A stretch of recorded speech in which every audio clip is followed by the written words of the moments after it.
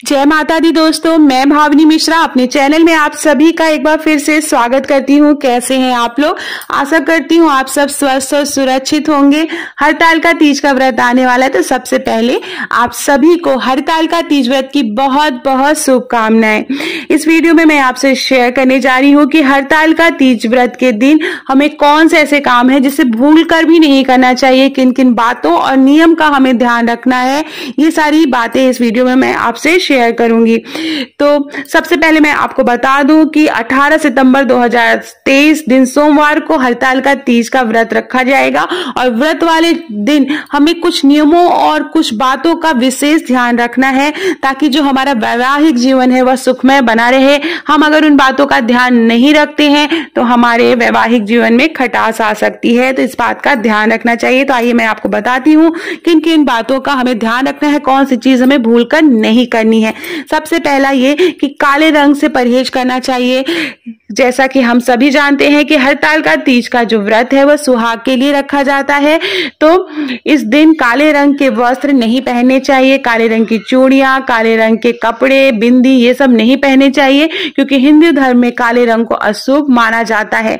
बावजूद अगर आप ऐसा करती हैं तो आपके वैवाहिक जीवन में खटास आ सकती है। दूसरी बात, मन में कोई भी ऐसी भावना नहीं लानी चाहिए जैसे कि घृणा हो गई। अपने मन को शांत रखना चाहिए। तीज व्रत के समय अपने मन को शांत और पवित्र रखना चाहिए। इस दिन गुस्सा, घृणा और विवाद आदि जैसी नकारात्मक चीजों से बचना चाहिए। इस दिन खास करके अपने पति से झगड़ा ना करें। ठीक इसी तरह पतियों को भी इस बात का ख्याल रखना चाहिए कि इस दिन अपनी पत्नी से ना उलझें। तीसरी चीज मैं आपको बता दूं, सिंदूर। तो हिंदू धर्म में सिंदूर को सुहाग का प्रतीक माना गया है। ऐसे में हरतालिका तीज के दिन भूल कर भी अपने सिंदूर का निरादर ना करें। और एक बात मैं आपको और बता दें, अपनी कोई भी चीज जो आपका सुहाग की चीज है उसको शेयर कभी भी ना करें। व्रत वाले दिन बहुत सारी स्त्रियां इकट्ठा होती हैं तो अपना बिंदी दे देती हैं, अपना सिंदूर दे देती हैं दूसरी महिलाओं को, तो ऐसा भूल कर भी ना करें। अपनी सुहाग की चीज कभी भी किसी को न तो दान देनी चाहिए और न तो शेयर करनी चाहिए। अगली बात मैं बता दूं, पूजा करते समय हमें किस बात का ध्यान देना है। तो इस दिन माता पार्वती की पूजा करते समय ध्यान रखें कि शंकर जी और पुत्र गणेश की भी पूजा जरूर करें। इन तीनों की पूजा एक साथ करें क्योंकि गणेश जी और शिव जी की पूजा न करने से मां पार्वती नाराज हो सकती हैं। अगली चीज का ध्यान रखना है कि महिलाओं का अपमान न करें। घर में जो बड़े बुजुर्ग महिलाएं हैं जैसे सास हैं या ददिया सास हैं या चाची हैं, जो भी बड़े बुजुर्ग हैं उनका अपमान न करें, उनका निरादर न करें, उनसे आशीर्वाद लें क्योंकि महिलाओं का सम्मान करेंगी तो वे सौभाग्य को बने रहने का आशीर्वाद देंगी। इसके अलावा बहुत सी छोटी छोटी चीजें हैं जो आपको ध्यान देनी है, जैसे कि उस दिन जिस दिन आप व्रत हैं बहुत से लोग पार्लर चले जाते हैं, मेकअप कराते हैं, आईब्रोज बनाते हैं, तो ऐसा नहीं करना चाहिए।